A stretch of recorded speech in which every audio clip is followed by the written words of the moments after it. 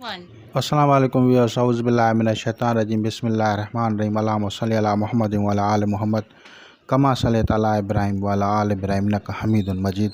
अल्लाहुम्मा बारिक अला मुहम्मद व अला आलि मुहम्मद कमा बारकता अला इब्राहीम व अला आलि इब्राहीम इन्नका हमीदुन मजीद। औज़ु बिल्लाहि मिनश शैतानिर रजीम, बिस्मिल्लाहिर रहमानिर रहीम। आज हम मून के बारे में आप लोगों को बताएंगे, कमर के बारे में, चाँद के बारे में, महताब के बारे में। ये निज़ाम शमसी का हिस्सा है। ज़मीन पे सूरज से रोशनी लेके रात को जगमगाता है। बुर्ज इसका सरतान है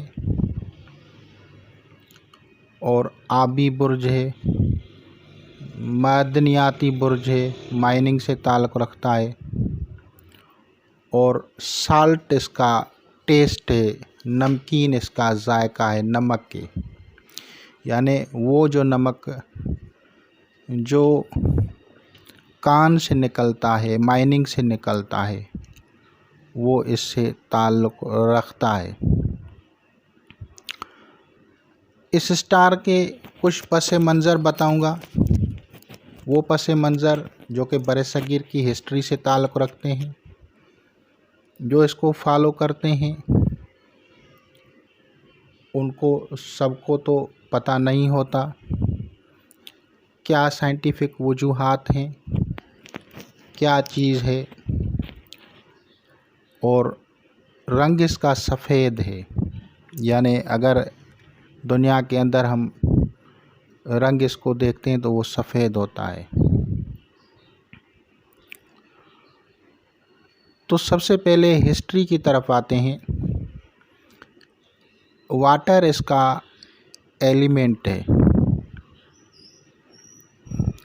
वाटर आसमान से आया, यानी रेन के सूरत में, क्लाउड्स के सूरत में, फिर बरसे और ज़मीन पे हयात हो गई। कुरान मजीद में है कि हमने पानी से हयात को पैदा किया, ज़िंदगी को पैदा किया, लाइफ को पैदा किया। सारा जादू लोग करते हैं, लोगों को परेशान करते हैं, और ये सारा जादू बहुत सारे लोगों के घरों को उजाड़ देता है, उनकी ज़िंदगियां ख़राब कर देता है। उसका तोड़ है। अब कैसे है इसके बारे में मैं थोड़ी डिटेल बताऊंगा। किसी धर्म, मज़हब, रिलीजन के ख़िलाफ़ नहीं बोलना है, सिर्फ समझना है, उसकी साइंटिफिक रीज़न को समझें। रीज़न अगर समझ में आ जाता है ठीक है, ये नहीं है कि आप मुझे बैड कमेंट करके बैठ जाएं। तो ये नॉलेज है, अगर आप लोगों को समझ में आ रही है तो आप समझें, नहीं समझ रही आ रही है तो नेगलेक्ट कर दें। ज़रूर नहीं है कि आप इसको फॉलो करें। अगर आप लोगों को समझ में आ रहा है कि मैं आप लोगों को सही बता रहा हूँ तो फिर कमेंट कर दिया करें और लाइक भी करें, शेयर भी करें। अगर आप लोगों को समझ में नहीं आ रहा है तो फिर ज़रूर नहीं है कि आप इसको जो है बैड कमेंट करें, क्योंकि मुनासिब नहीं है। मैं तो सिर्फ आप लोगों को शेयर कर रहा हूँ नॉलेज, साइंटिफिक बुनियादों पे।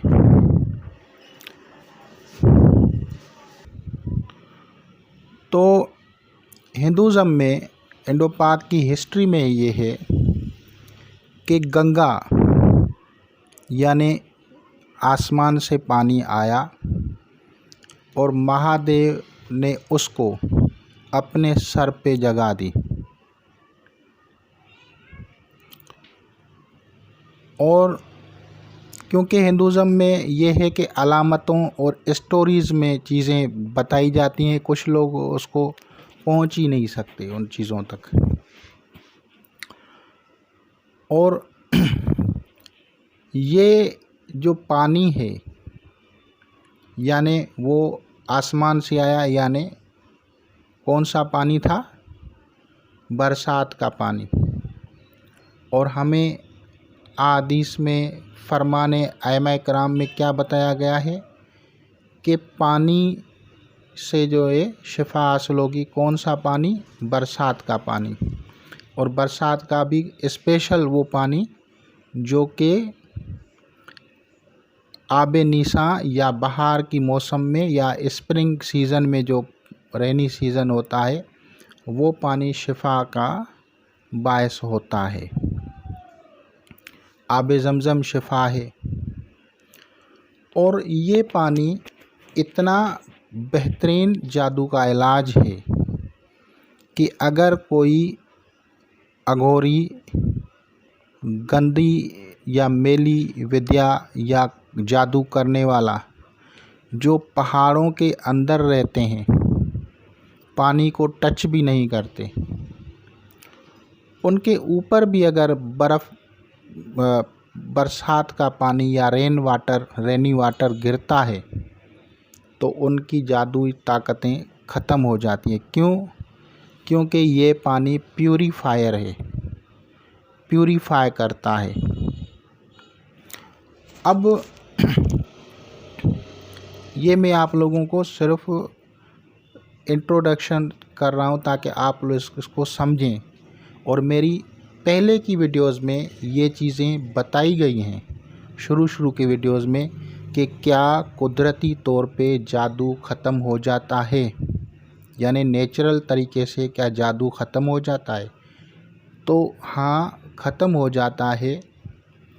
जादू की अशिया अगर कहीं रखी हुई हो बाहर, सनलाइट से, सूरज की रोशनी से, हवा से, या उतारे वाली चीज़ें जो होती हैं, वो इन चीज़ों से, 4 एलिमेंट से ख़त्म हो जाती हैं। लेकिन अगर पानी वहाँ पे नहीं पहुँचता तो टाइम लगता है, और जब बरसात होती है तो वो सारा जादू नेचुरली तौर पे ख़त्म हो जाता है।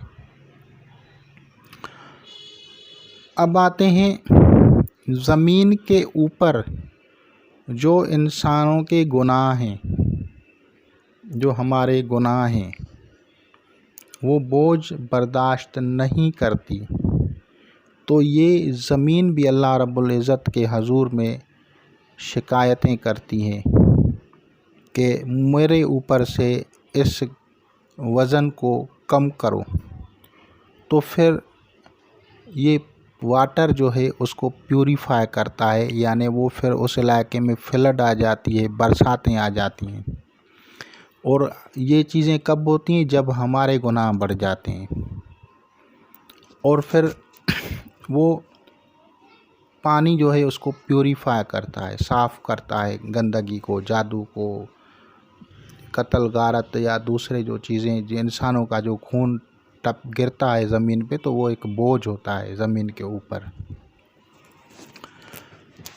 अब आते हैं इसका दूसरा पहलू समझें। अब ये मैंने आपको बताया, हिंदू लोग क्या करते हैं, एक अलामत बना के ब्लैक कलर का एक पत्थर रखते हैं जिसके वो शिवलिंग बोलते हैं, और उसके ऊपर दूध डालते हैं, पानी भी डालते हैं। ये चीज़ असल में इनको उसके ऊपर नहीं डालना है। एक्चुअल क्या करना है, इंसान का इलाज जो है उसको, उसके लिए पानी और दूध से नहाना या गुस्ल करना है। क्यों? क्योंकि ज़ुहल या सारस्वती का जो तोड़ है वो कमर, मून, चंद्रमा, चाँद, महताब है। अब उस को कैसे होता है कि एस्ट्रोलॉजी के अंदर ज़ुहल की नहुसत की काट के लिए चंद्रमा के सदकात, चंद्रमा की चीज़ों से के इस्तेमाल से फ़ायदा हासिल किया जाता है। चंद्रमा के वक्त से, मून की हवर से, मून के जो है थिंग्स से उसको फ़ायदा दिया जाता है। अब उसकी चीज़ें क्या हैं? नमक है, वाटर है, मिल्क है। तो अगर कोई पुराने दौर में किसी के ऊपर काली माता का वार होता था, जादू कर देते थे, तो उसके तोड़ने के लिए दरिया के किनारे पे दरिया का पानी और वाटर जो दरिया का होता था, नहर का या समंदर का, और साथ में उसके साथ दूध मिक्स करते थे और मरीज़ को उससे गुस्ल देते थे। उसमें कुछ चीज़ें ऐड करते थे, लेकिन उसकी बेस यही होती थी। और ये तरीक़े इलाज मैंने अपनी वीडियोज़ में बताया है कि दूध से नहाना क्यों ज़रूरी है। इंसान के ऊपर जो ब्लैक कलर है, हेयर है, ये काले रंग के हैं और ये ज़ुहल से ताल्लुक़ रखते हैं। अब उसके ऊपर अगर नेगेटिविटी होगी तो भी जब दूध से नहाएंगे तो ठीक हो जाएंगे।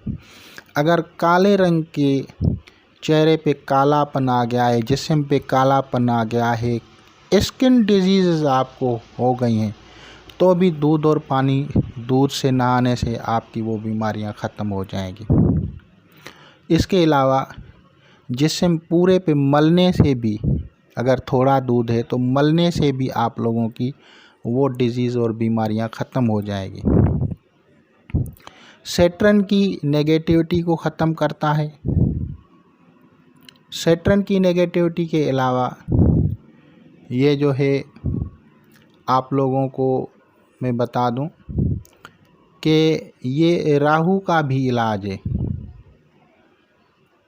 राहु के नहुसत को ख़त्म करने के लिए भी जो पुराने दौर में लोग दूध को तकसीम करते थे गरीबों में, कभी कभी महीने के अंदर या हफ्ते के अंदर, या दूध और सूजी मिला के एक किस्म की खीर बनाई जाती थी, वो खिलाते थे, या दूध और चावल उसको पका के एक खीर बनाते थे, या खालिस दूध तकसीम करते थे।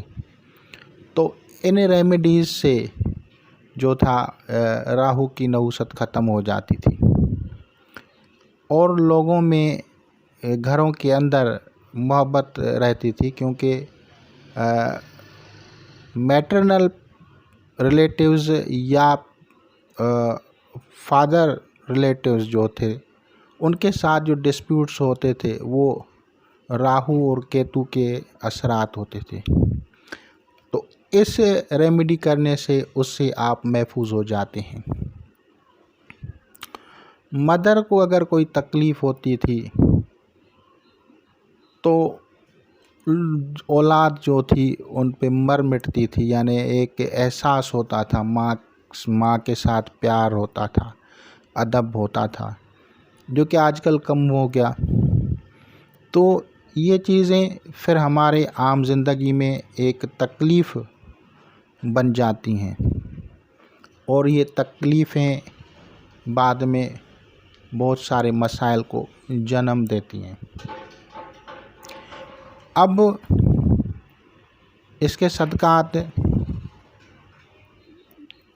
नमक मैंने बताया, नमक है, दूध है,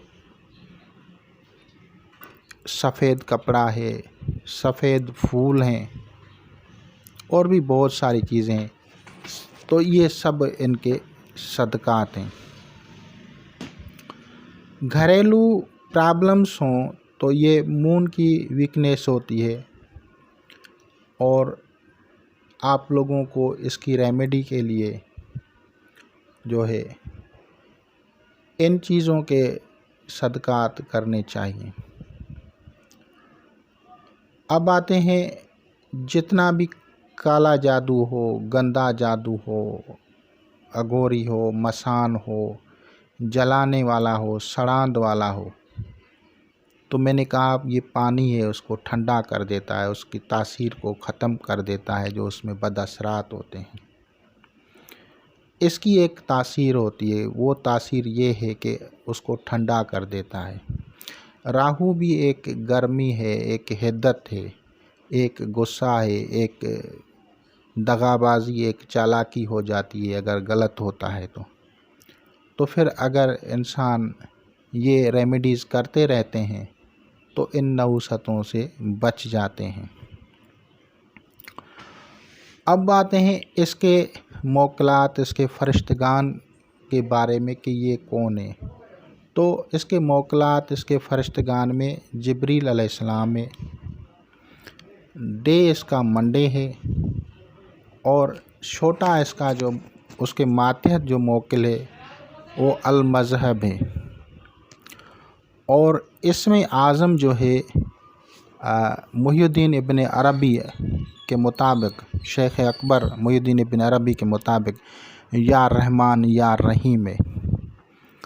और बड़ी खुश नसीबी है ख़ास तौर पे आलमी इस्लाम की कि हमारे कुरान मजीद फ़ुरक़ान हमीद की 114 सूरतें हैं। तो एक सूरत में जो है सूरह तौबा में बिस्मिल्लाहिर्रहमानिर्रहीम नहीं है, लेकिन दूसरी जगह सूरह इनाम में मेरे ख़्याल में 2 मरतबा है। तो वही 114 मरतबा हम इसको पढ़ते हैं। और हर सूरा के शुरू में होता है, एक ही सूरत के बीच में दूसरी मरतबा आया है इन्नहु मिन सुलेमान व इन्नहु बिस्मिल्लाहिर्रहमानिर्रहीम।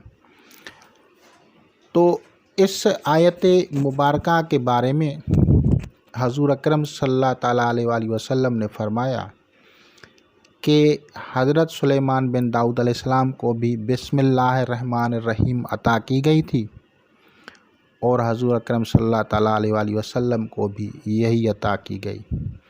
बादशाहत सुलेमानी का जो राज और तसर्रुफ़ है वो बिस्मिल्लाहिर्रहमानिर्रहीम है। और हज़ूर अकरम सल्लल्लाहु ताला अलैहि वसल्लम की रहमत की और अल्लाह ताला की रहमत का इज़हार, हज़ूर अकरम सल्लल्लाहु ताला अलैहि वसल्लम का लक़ब रहमतल लिल आलमीन, ये भी बिस्मिल्लाहिर्रहमानिर्रहीम की नूरानियत और फ़ज़ाइल हैं। इसके पढ़ने से कमर की नहुसत ख़त्म हो जाती है। तो ये सारा इसरार है, सारी नूरानियतें, सारी रहमतें, और इस्लाम यानी मुसलमानों के ऊपर हज़ूर अकरम सल्लल्लाहु ताला अलैहि वसल्लम रहमतल लिल आलमीन हमें अता किया गया है, और उसी ने ही हमें ये कलमात सिखाएँ।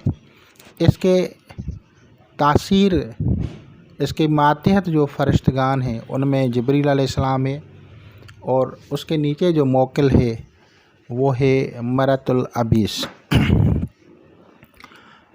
इसकी इबारत को पढ़ा जाता है अजबिया जिब्रील या मरतुल अबीस बिहक या रहमान या रहीम।